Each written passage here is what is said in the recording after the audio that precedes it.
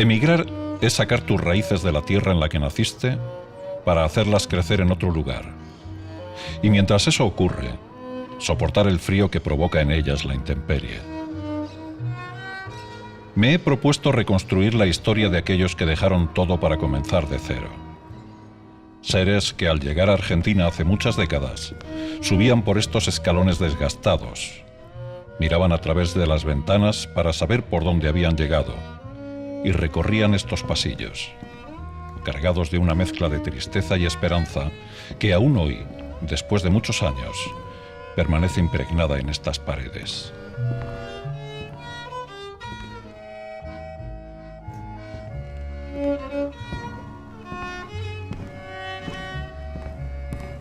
Quiero escuchar la voz de quienes, partiendo de la nada, contribuyeron a desarrollar este país sin olvidar el suyo ni un instante. Conservarlos en la memoria. Poder sostener su mirada, que aún hoy, resistiéndose al olvido, sigue preguntando por qué, en algún momento, su vida se convirtió en un pasaje de ida.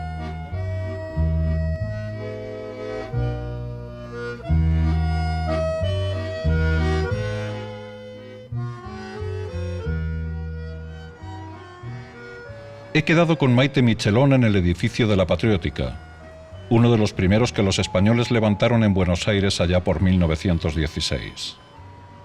A sus 82 años, Maite sabe lo que es remar contracorriente. Hizo un viaje que no quiso para vivir en un lugar donde no quiso, lejos de la persona a la que quiso. Y cuando por fin los astros parecían alinearse y recolocar las cosas, la mano del destino intervino nuevamente. Para Maite, la palabra resiliencia está hecha a medida. Maite, háblame de tu nacimiento. Tú naces por casualidad. Creo que podemos decir que por casualidad en Sabero, que es un pueblo de la provincia de León. Sí. ¿Por qué por casualidad? Bueno, mi padre era minero y lógicamente tuvo que irse de Asturias para León. Para todo eso yo tenía un hermano asturiano y una hermana gallega, pero bueno, al estar mi padre trabajando allí, pues nazco yo, se viven 2 años. En esos 2 años, bueno, ya había estallado la guerra y a mi padre lo mataron, en la cual mi madre tuvo que escapar por los montes con mis hermanos y conmigo. Así que no tengo más que alguna foto de mi padre, nada más. Pero ningún recuerdo de él, claro. No, absolutamente. Cuando muere tu padre, a tu madre la llaman para que vaya a enterrar a tu padre, ¿no? Exactamente. Y decide no hacerlo. Decide no hacerlo, pero igual le obligaron a ponerlo, porque la gente que estaba por allí, a mi padre lo matan por haber sido un poco, como digo yo, un Robin Hood en ese momento, porque dejó salir a mucha gente del pueblo, conocía que estaban presos, robaban a veces en las aldeas chorizos y lo que había para poder llevar a la cárcel, pero nunca falta alguien que sea un soplón, como decimos aquí, y bueno, todo el bien que hizo lo pagó con la muerte. Y ahí es cuando decide mi madre irse con lo que había puesto, sin volver a la casa, y ir por el monte, por donde pudo, no sé los días que habrá tardado en llegar al País Vasco, donde el País Vasco también estaba en gran erupción porque habían bombardeado Guernica. Y empezamos, lógicamente, a criarnos allí. Mi madre tuvo que ir a trabajar a una fábrica, la fábrica de Ituarte, que era una fábrica de bombas. Y bueno, y a partir de ahí empezaron con un pariente de mi madre que encontraron en Bilbao y era panadero, encargado de panadería, y le enseñó a hacer pan. Te echaste un novio jugador de fútbol. Así es, José Luis Egusquiza. Sí, que jugaba en el Atlético de Bilbao. Atlético de Bilbao. Era un futbolista profesional. Sí, sí. De los que además jugaban en una época en la que el Atlético de Bilbao era un equipo potente. Sí, muy... Es como si fuera ahora el Real Madrid, sí. Solo que realmente no ganaban lo que se ganaba ahora. Claro. Tuvimos 3 años de novios, pero esos 3 años de ese noviazgo tonto que se le llama ahora, porque ni siquiera nos atrevíamos a agarrar de la mano para que la gente que nos vieran juntos, sí, pero ya cuando te agarraban de la mano, bueno, ya era una crítica tremenda. Y es obvio que cuando te daba un beso así a las ligeras, a escondidas, y bueno, Dios mío, era tremenda. Mi madre, mi hermana, la reclaman para ir a Argentina. ¿A tu hermana? Que era la mayor. Mi madre, o sea, era el padre de ella. Mi madre había estado casada y tuvieron a mi hermana.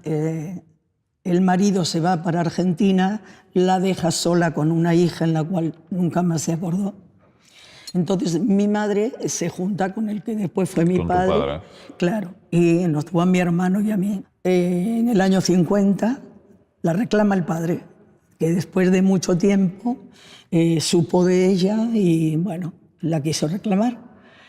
Y mi hermana, al llegar acá a Argentina, se encuentra con un hermano de mi madre que hacía 9 años, o sea, habían tenido 9 años de luto por él porque había desaparecido, nunca supieron de él. Y pensaban que estaba muerto. Claro. Sin embargo, estaba aquí en Argentina. Estaba aquí y tenía su familia y demás. Entonces reclama a mi hermano. Mi hermano se va en el 53 y en el 56 nos reclama a mi madre y a mí. Claro, el tema es que yo tenía novio, no quería irme. Mi novio había comprado el departamento, me compró el vestido de novia para que incluso mi madre no... ¿Teníais planes? Pero mi madre no me dejó allí, me dijo, yo no tengo... Mi madre lo llegó a conocerlo, invitó un día a casa ya de los últimos días. ¿Cuántos años tenías? Y yo tenía 16 años cuando empecé con él, casi 17, y a los 19 años es cuando yo me vengo a Buenos Aires porque mi madre me dijo, primero vete a ver a tus hermanos y después te vuelves. Bueno, cuéntame la despedida de Busquiza, del futbolista. Bueno, fue dura porque en realidad yo pensaba volver lo más pronto posible porque si a mí me hubiesen dejado yo no hubiera venido a la Argentina directamente, a pesar de querer ver a mis hermanos, me hubiera quedado en Bilbao. Y el tema era que él me venía a buscar a Argentina para llevarme. Entonces uno quedaba conforme. No quiso ir a despedirme al puerto. Nos despedimos el día anterior. ¿Qué pasó? Bueno, llorando cómo podía ser una despedida realmente. Y una despedida que no sé por qué para mí se me hacía el fin del mundo porque, no sé, me parecía que no íbamos a volver a vernos. Y fue mucho dolor. Él ya me había presentado a la familia de él también. Teníamos un amigo, o sea, salíamos con otra pareja más que también se llamaba Maite, o se llama, que vive. Y el novio también era deportista, era futbolista, eran muy amigos, salíamos los 4, además con un amigo que era, lo llamábamos el púgil porque era boxeador. Así que, bueno, eso fue una despedida que vinieron todos menos él, que él me pidió perdón, pero que no quería verme. ¿Te subiste a un barco? Me subí al barco, al Monte Urbasa. ¿Y te viniste? Para mí fue tremendo, porque ahí me empecé a descomponer, vine con fiebre, con mareos, hasta llegar casi a Santos. Al llegar aquí ya estaba esperándome mi hermana, el marido, los 2 chicos, la que fue después mi suegra. Esas son cosas del destino, con otra persona más, porque vivían en la misma casa. Y nosotros no fuimos al hotel de migrantes porque nos vino familia a buscar, sino íbamos destinados directamente al hotel. Pero como nos vinieron a buscar, fuimos a Avellaneda y entro a vivir en una habitación de 4x4. mi hermana, el marido, los 2 chicos, mi hermano, mi madre y yo. 7. Eran de esas casas que tenían la habitación en un lado y la cocina en el otro. En la cocina teníamos nada más que para 4 personas, de hecho, había que comer en etapas. El baño era después de otras 2 habitaciones de otros vecinos. Para mí eso fue terror, más allá de que en Bilbao no teníamos agua y teníamos que ir a por agua. Esto fue tremendo, pero bueno, yo lloraba todo el tiempo porque entre que no tenía noticias y no podía mandar noticias, porque en ese momento tampoco yo tenía dinero para poner una estampilla, un sello para mandar a Bilbao. Y claro, todo era tremendo. Todos me decían que por qué lloraba, digo, porque me quiero ir a Buenos Aires, a Bilbao. Y claro, yo lo único que sabía hacer era de pantalonera, que cosía los pantalones de sastre, los pantalones finos de trajes. Mi cuñado, en la Marina, que él tenía alguna posibilidad de entrarme, yo no sabía escribir a máquina, de hecho no me pudieron tomar y me decidí a buscar para seguir cosiendo. Mi madre me ayudó un poco, pero eso no nos resultaba, éramos muchos. El hermano de mi madre, que vivía en Rosario, nos puso una verdulería, donde tuvimos que ir a una cuadra de donde estaba mi hermana. Mi madre tenía que ir a las 4 de la mañana al mercado central con un carro y un caballo, mientras que yo me levantaba, mi hermano iba a trabajar y yo me levantaba para preparar la verdulería. Era muy triste, o sea, yo tengo una tristeza tremenda. Claro, porque además de hacer los primeros trabajos que podíais y de madrugar y de tener una vida complicada, era lo que se podía tu cabeza estaba en otro sitio. No, totalmente. Se diluyó el tema de Busquiza de alguna forma. Se diluye porque, a ver, era casi un mes para una carta. Para allá hay un mes, otra carta para aquí, las cosas se hacían imposibles. Yo empiezo a salir con mi hermano o mi madre, con el que después fue mi marido, empezamos a salir y bueno, como todo. Iba a terminar la liga en el mes de junio, pero ya en mayo vienen 2 compañeros, entre ellos fue Ureta y Garay, vinieron a verme. Y de parte de él, para ver que, claro, era tan poco la comunicación, hasta que les entregué una carta diciéndole que la distancia era mucha y que era imposible seguir de esta manera, que lo lamentaba enormemente, pero que bueno, que lo nuestro se había terminado. Abrimos un paréntesis con el futbolista. ¿Conoces al que es tu marido? ¿Cómo se llamaba? Andrés. Andrés. ¿Cómo era Andrés? Bueno, en el principio me pareció sumamente bueno, atento.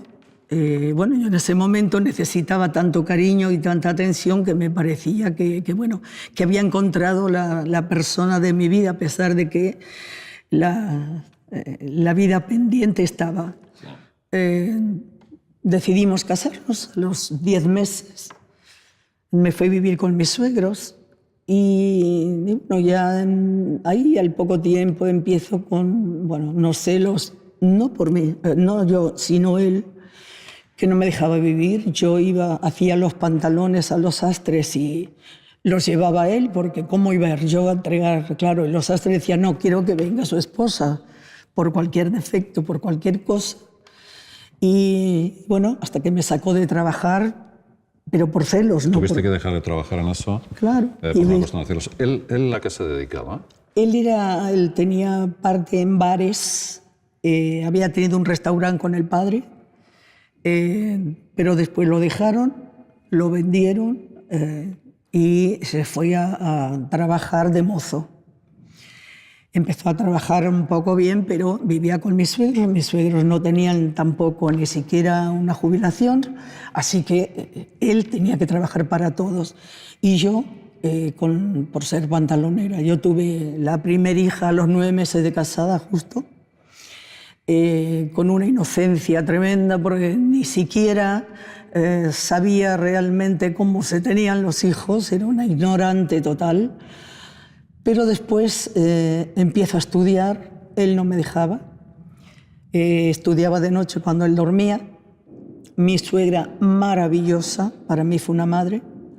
Y claro, empecé a surgir un poco, tengo otra nena y bueno, la imposibilidad, mi suegra me cuidaba a los niños, pero lamentablemente no era lo que yo quería, no podía seguir con fuerza trabajando, perdí alguna materia, fui dejando, quedo embarazada nuevamente, tengo un varón y ahí, como quien dice, terminé la secundaria de noche y ahí no me dejaba estudiar más.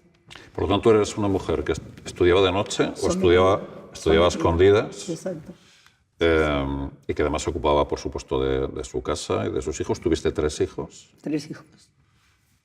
Con un marido que precisamente no fomentaba o no ayudaba en... No, absolutamente. Fue muy buen padre, pero no era lo que yo quería. Además, uno pretendía tener otra vida, ¿no? Entonces empieza a estudiar enfermería, donde él tampoco quería que estudiase, y volví a estudiar de noche. Después, cuando tenía que hacer las prácticas, iba a la mañana, él se iba a trabajar y mi suegra siempre me tapó y me ayudó enormemente. Seguí estudiando hasta que me recibí con enfermería profesional, pero yo no me conformaba con eso. Me gustaba la cirugía y entonces empecé a estudiar instrumentación. Claro, las prácticas me llevaban mucho tiempo, pero yo quería seguir adelante. No, pero tu vida cambió desde el punto de vista económico. Totalmente. Sí. Se desarrolló con la crianza de tus 3 hijos, con los estudios, con el trabajo, y finalmente te quedas viuda. Claro, yo fui... me separo de mi marido porque primero fuimos a España por primera vez en 36 años y mi meta era encontrar Egusquiza.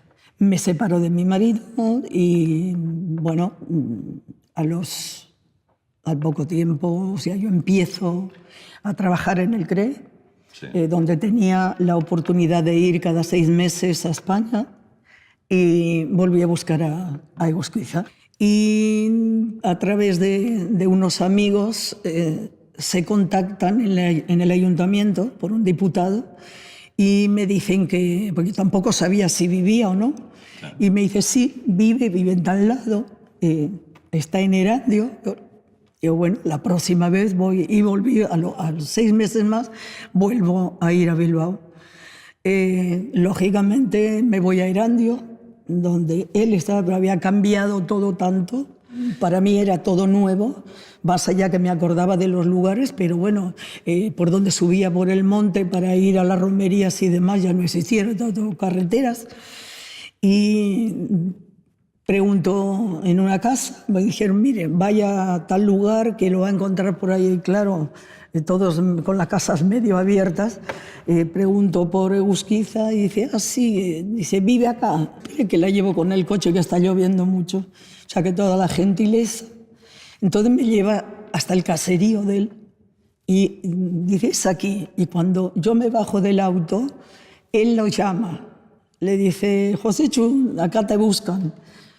Él sale de la ventana. Y 40 años más tarde, ahí estaba Maite. Ahí, bajo la 40 lluvia. Años más tarde, ahí está. Y bueno, dijo, sí, ya bajo. Lógicamente que no sabía nada, yo me puse de espalda, porque en realidad yo estaba preparada para que me mandara de paseo por haberlo dejado. Y además habían pasado 40 años. Hacía 40 años que no. Exactamente. Él aparentemente tuvo novia, nunca quiso casarse, las novias le pasaban, pero...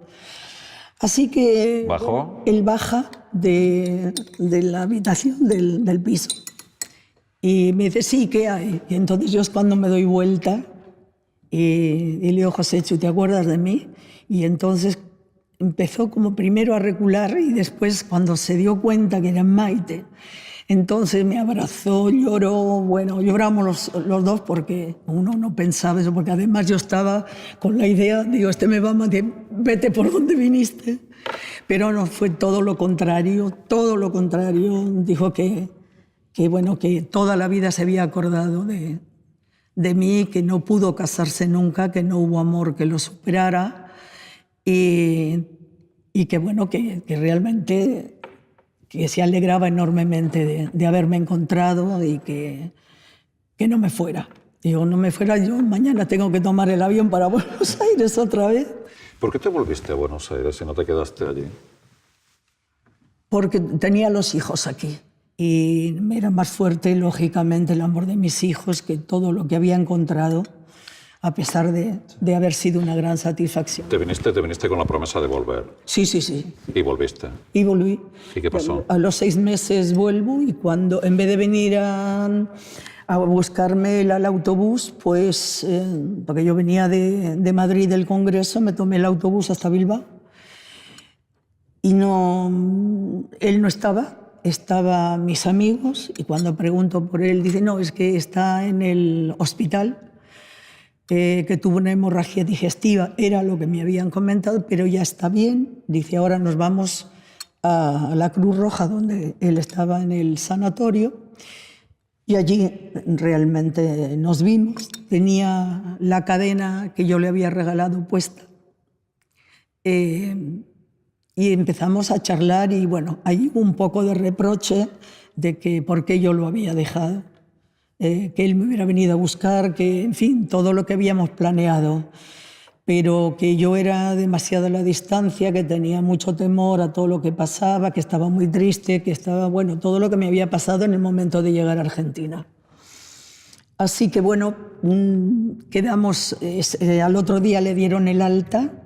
Y con este amigo púgil, el boxeador, nos fuimos a recorrer los lugares donde íbamos todos a pasear.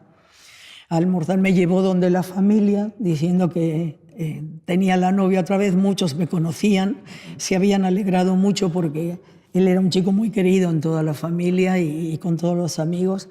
Así que nos dedicamos 3 días a pasear, pero yo me tenía que ir de nuevo. Nos encontramos con Maite, con el esposo. Con tu amiga. Bueno, ya, sí. Ya fue una relación mucho más íntima con todos. Y a los 6 meses, o sea, que ya llamaban por teléfono y la comunicación era mucho más fluida, a los 6 meses tengo el otro congreso, termino el congreso y me vuelvo. Y cuando llego allí, ya no estaba bien. Lo veo, pero lo veo desmejorado a pesar de haber ido a casa. Volvimos a salir, todo muy bien. Bueno, 6 meses otra vez para volver, pero ya con la idea de poder venir más a menudo y que él viniese a Buenos Aires. Pero eso ya no es posible porque... Ya no fue posible porque al poco tiempo de llegar a Buenos Aires me avisaron que había fallecido. Era un tumor el que tenía, no era una hemorragia digestiva. Y falleció en el 2001. La vida os dio la posibilidad de pasear 3 días y de... Sí, y de haber encontrado y de haber recordado, la verdad que para mí eso fue algo como que, como cuando a un chico le dan un juguete de poder tenerlo lo que tú quieres, ¿no? Porque fueron muchos años con una asignatura pendiente que no la podía resolver, más allá de estar casada, más allá de tener los hijos. Y bueno, era lo que deseaba y lo que la vida me cumplió, ¿no? Sin duda alguna.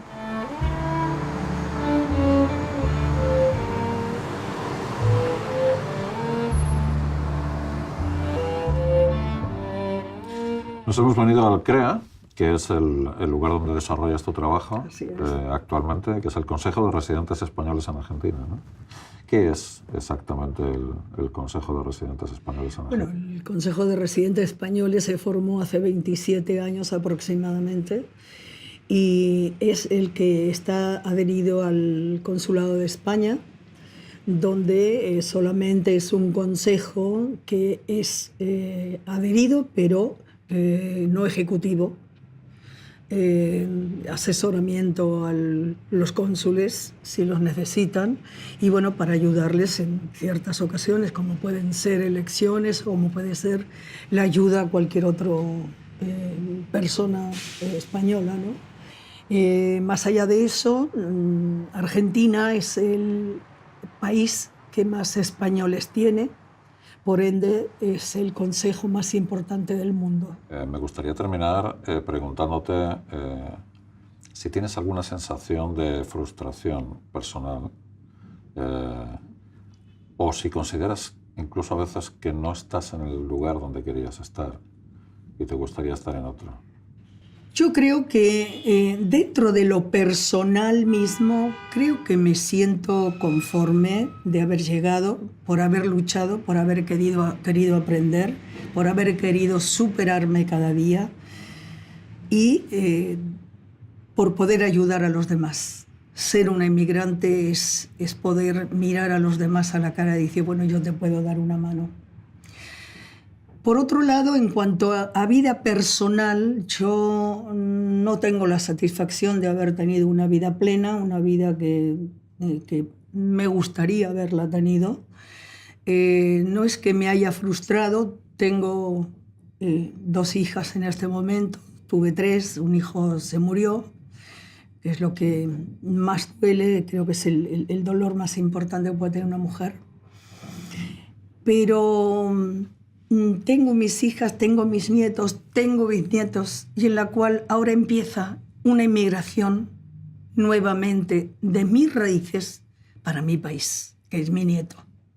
Mi nieto se va este sábado ya a vivir a España, entonces yo empiezo a pensar, ¿qué hago? ¿Lo sigo? Pero al mismo tiempo digo, ¿y qué hago yendo? Porque me quedan acá 2 hijas, los otros nietos, la hermana de él también quiere irse y esta inmigración duele. Porque digo, bueno, yo quisiera que les vaya bien, yo misma los animé y después para mí misma digo, realmente, ¿qué estaré haciendo? ¿Estaré haciendo bien? Porque en realidad siempre digo que la inmigración es una herida abierta que no se cura jamás. A mí no se me curó.